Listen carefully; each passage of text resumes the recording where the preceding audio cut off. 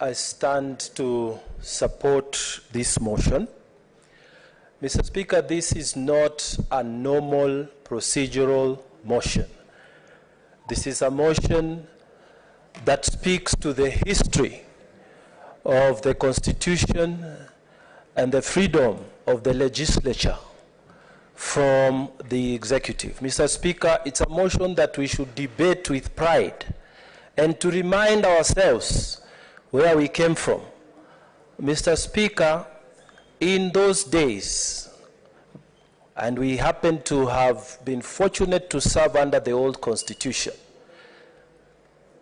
the head of state had the powers to prorogue Parliament.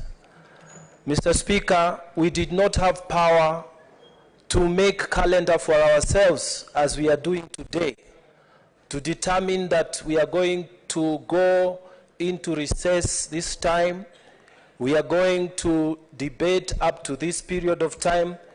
Mr. Speaker, we would be in the House debating, and just because State House and the head of state was not happy with the fire that was in the House, by the end of the day you'd hear, we have been sent home. So, Mr. Speaker, this motion of the calendar of this House, we must debate it and emphasize the freedom of this legislative body.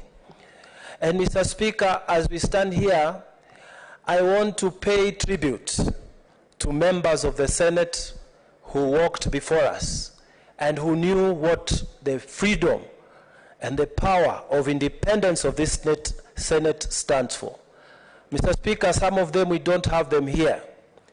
But you will remember, Mr. Speaker, and those of us who were outside then, watching Senator Malala, Mr. Speaker, being hounded because he didn't want to vote in a certain way.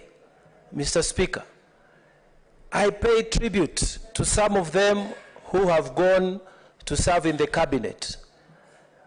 Senator Murkomen, some of them are here, Senator Faki, Senator Madzayo, when they stood and said, even if our counties are gaining, we will vote to make sure that this Senate remains independent.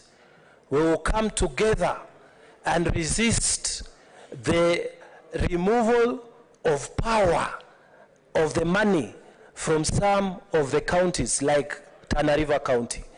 Mr. Speaker, I want to take this opportunity to remind this House, Mr. Speaker, that during this session, there will be times that your party will give you instructions. My party will give me instructions. But this Senate, in this session, Mr. Speaker, there will be times that we must close ranks. We will not speak as opposition, we will not speak as government, but we will close ranks and say, let us do the right thing for devolution. Let us protect our counties, those who are gaining and those who are losing. Mr. Speaker, we must remember that during this session, we will work together and independently execute our mandate without fear, without intimidation. So I submit, Mr. Speaker, in support of this calendar.